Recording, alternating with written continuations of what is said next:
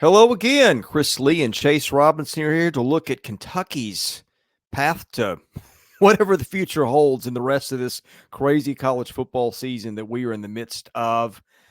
Chase Robinson joins me. We're just going to go game by game and look a little bit ahead at matchups because I think matchups right now are super important.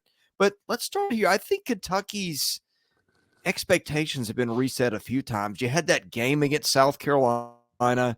I'm starting to believe everybody gets a mulligan on one opponent. Like, you just got Yeah. teams that are tough for another team, and for whatever reason, Kentucky can't solve South Carolina. But next week, reminder, for whatever reason, Georgia usually cannot shake Kentucky. And I know that didn't turn out Kentucky's way in the win column, but I think it started to show you.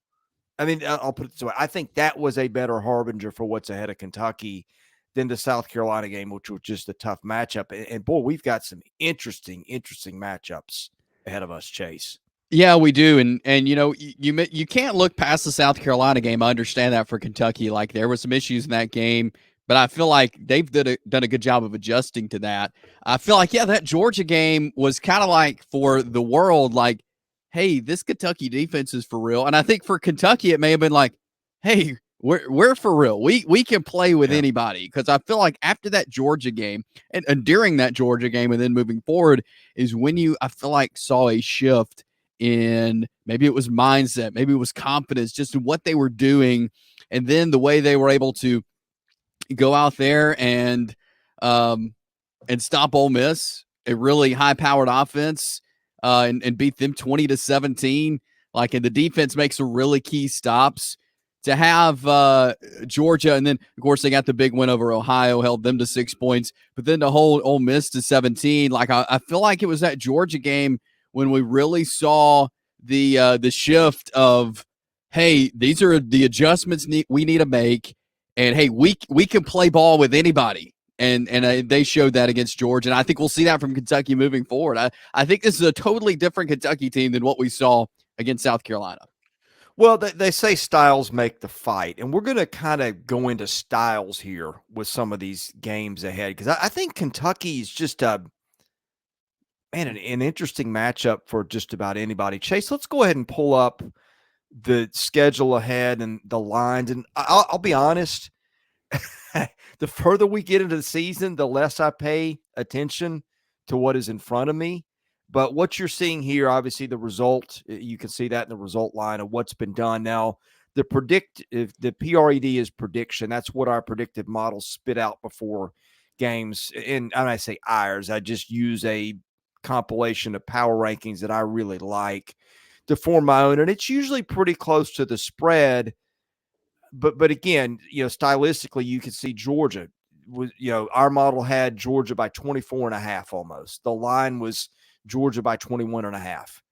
And the Bulldogs had to hang on for dear life to beat Kentucky because of style of play. Ole Miss, same thing. Lopsided point spread, lopsided in terms of where the power rankings had the game. Kentucky style matchup really well with Ole Miss for whatever reason. I mean, we could name you some reasons, but the bigger point is that. So here's what I'm looking at going forward. We've got a number in the predictive column. We've got a line on the Vanderbilt game. We don't have a line on the games beyond that. Although, again, the predictor is there to kind of tell you what that line might be. Let's throw out Murray State. Is an interesting game. And by the way, Louisville is on the bottom end of this. You can't see that one. There you go. Now we're there. I mean, Chase, of the 7 games ahead for Kentucky, I think 6 of them are really interesting for different reasons. Yeah, they are. And you see the predictor, it has them very close. I think the bye week came at a really good time coming off that Ole Miss game. Because if not, I think just like any team, we saw one team in particular get a huge emotional win against a really good team and come out and lose to a not as good team in Alabama and Vanderbilt. That's who Kentucky has this week. But the fact that Kentucky had a bye, they could kind of take a deep breath and say, "Hey, we just beat Ole Miss. Now we can look ahead to the rest of this schedule and not have to worry about a letdown." Vanderbilt's going to be tough this week for Kentucky. There's no way around that. We saw what they were able to do against Alabama. We saw how they're able to efficiently run their offense, efficiently run the football, how good they are on third downs. And I think that's a key for Kentucky is get them off the field. And don't let them, like Alabama did, maybe stop them on first and second down, but then let them convert a third down. And I think that's what Vanderbilt's good at doing. That's what they showed against Alabama, and Kentucky needs to stop that this week. But yeah, you look ahead, there's some really close games, and I feel like the line to me is a little high on this Vanderbilt game. And I know Kentucky defense is good, but it seems a little high. But I think Kentucky is in a situation where they're going to be in a lot of close games. But look, I think they can win a lot of these close games. I think the ceiling is very high at this point, 5 games into the year for Kentucky, where they're going to win some of these.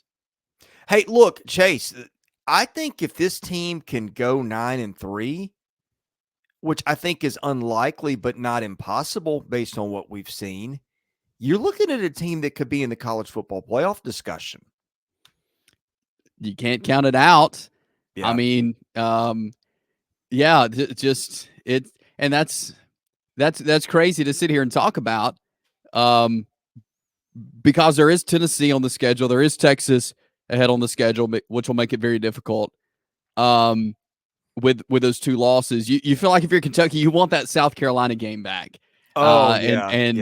And give yourself a different perception after that South Carolina game. It not be 31-6. You want that one back, because that could change a lot about what we're talking about Kentucky right now, and a lot of these numbers that you're seeing, and how things could look moving forward.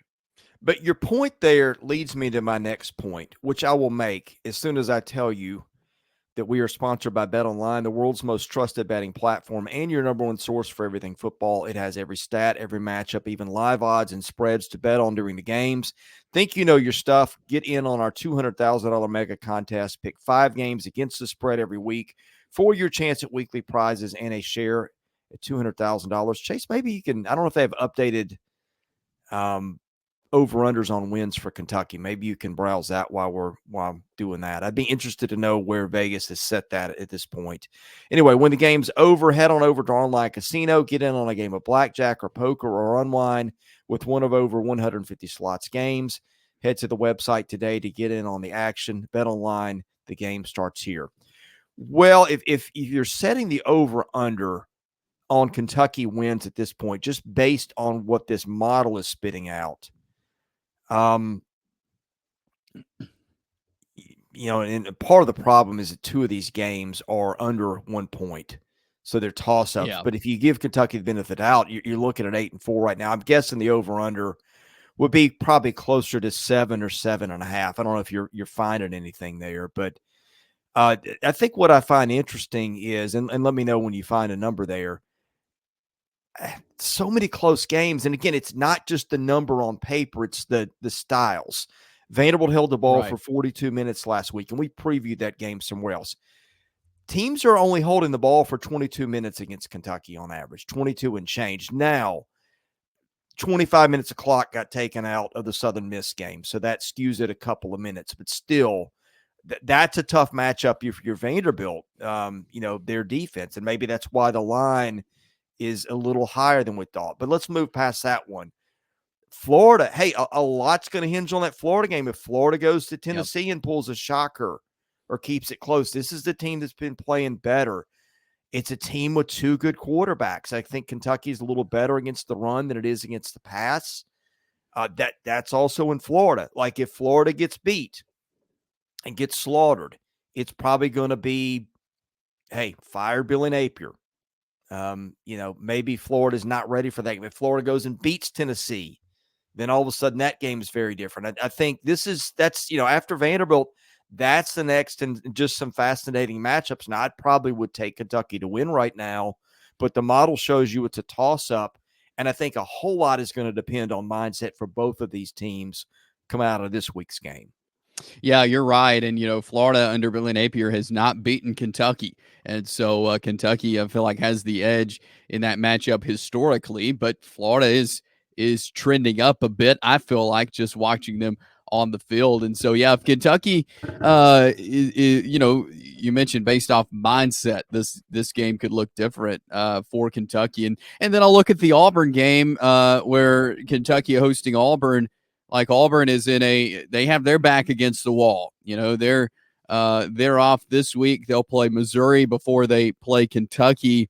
And so it may be another game where, depending on your mindset of where Auburn's at this point of the season, it looks like it could be a close game there at Kroger Field in Lexington. But again, you've got to like Kentucky in a lot of these situations. And even on the road at Tennessee, yes, that'll be a very tough game to play. Look, Kentucky will bring some challenges, I think, to Tennessee. Maybe like Arkansas was able to stop Nico and the Tennessee offense. I think Kentucky brings some things defensively where they can as well make this game look different than a lot of people think it will. Yeah, Auburn last week, you're like, if these guys just stop turning the ball over, they might be good enough to beat just about anybody. They stopped turning the ball over. They lost by 18 to Georgia. So now they're what, 2-4 with an off week, and then a road trip to Missouri. Could be 2-5. That's not going to be great for Hugh Freeze. That could be a team that starts to mail it in. It could also be a team that gets a big win between now and then and starts playing more up to its capabilities. Again, that's a wild card. I like Kentucky in that one. I mean, I probably like Kentucky in each of the next 3 games, but none of them are layups for different reasons. Now, the Tennessee game is going to be interesting. Tennessee, the week before Kentucky, will have a bye, which I think the Vols are going to need by that point. They'll just played Alabama and Florida. Now, again, a lot may hinge on those games. We know how tricky Florida can be for Tennessee. We know how tricky Alabama can be for Tennessee. If Tennessee is riding high and wins both those games, it's firmly in the playoff conversation. But here's the thing. Everything resets, and Tennessee faced an Arkansas defense last week that went, 3-3-5, dropped 8 guys into coverage late. Kentucky might be one of those teams that can get a pass rush with 3 guys, with Oxendine and Deion Walker and throw an edge guy in there.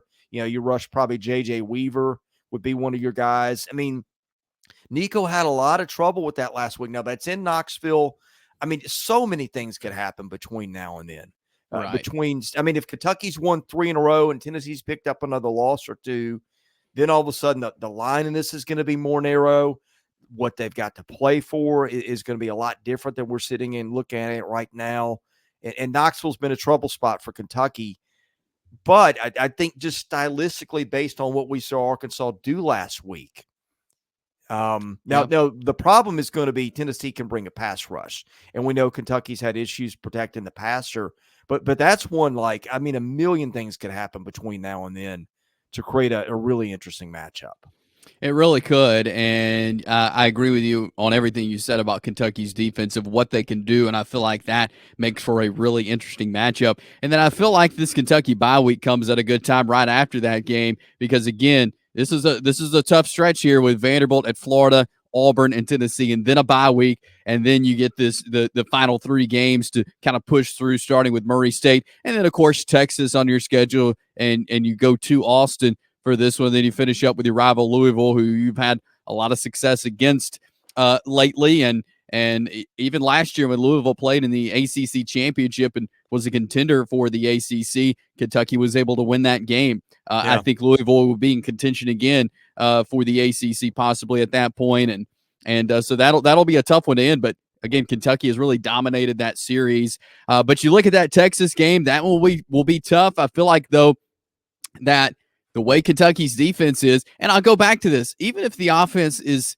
still sputtering at times for Kentucky, I feel like this defense, barring they stay healthy, can compete with any team that they are on the field with. Yeah. I think that's just the caliber of defense this is. We've been talking about it all summer, and we didn't see it in that South Carolina game. They did the things they needed to do, but they didn't make big-time stops. They have been making big-time stops as of late. If that continues, I think this could be a lower-scoring Texas game than we may thought a month ago.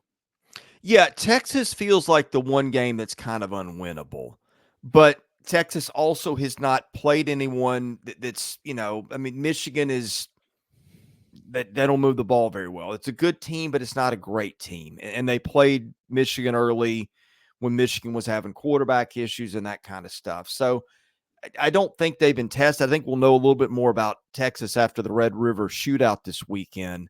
And when they play a defense that, Oklahoma and Kentucky are both really good defenses. Now, they come at it a little differently, but they're probably two of the top 10 defenses in the country. Maybe that's a harbinger of what to expect for the Texas game at that point. But who knows? We're a month and a half out from that at this point, and we've seen how things can change. And just when you start to circle a game, is a game that you've just counted for another team. Ask Alabama and Arkansas after this last weekend. But Yep. Chase, if this team gets to 8-4, that's a really strong 8-4 because you will have pocketed a win over Ole Miss. You'll have beaten one of Tennessee, Texas, or Louisville. Not to mention probably having swept Vanderbilt, Florida, Auburn at that point, which are all could all end up being nice wins at the end of the season. I mean, that is a recipe for me. Even 7-5, if you're competitive, you certainly don't hang your hat. I mean, I think 8-4 gets you in one of those probably Florida bowl games that Kentucky's been to a few of. If you're 9-3 against this schedule, and I don't think that's completely off the table, odds are against it. But I mean, if you catch some breaks and everything goes right, it could happen. I think 9-3 get you in the playoff conversation given who you've beaten. And also, here's one other thing I meant to mention, Chase. We would have never guessed it as we're doing this second week of October.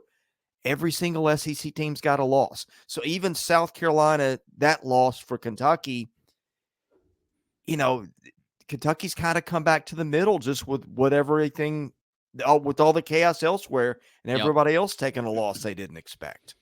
Yeah, you're right. And, you look at this Kentucky schedule with Georgia, Ole Miss, Tennessee, and Texas, four really good teams amongst all the other good SEC teams that are on the schedule. It would be hard to imagine that they would have that record, but I think it's very possible. It's very possible for Kentucky to get to 8 wins, maybe 9 wins this season, especially playing the way we saw them play against Ole Miss and that defense against Georgia and Ole Miss that looked just electric. Yeah. Looking forward to seeing how it goes for the Cats. I think the Vanderbilt matchup this weekend is a fascinating one from both sides. We will be here to talk about that after the game. Best way to get that, hit the subscribe button and enable your notifications so you know when we put out a video. We'll be talking about that and all the other SEC games. We also cover baseball and basketball year-round. And if you're interested in advertising, we reach millions of people a year. Caroline.smith@southeastern14.com. For Chase Robinson, I'm Chris Lee. You've been watching Southeastern 16, presented by Bet Online.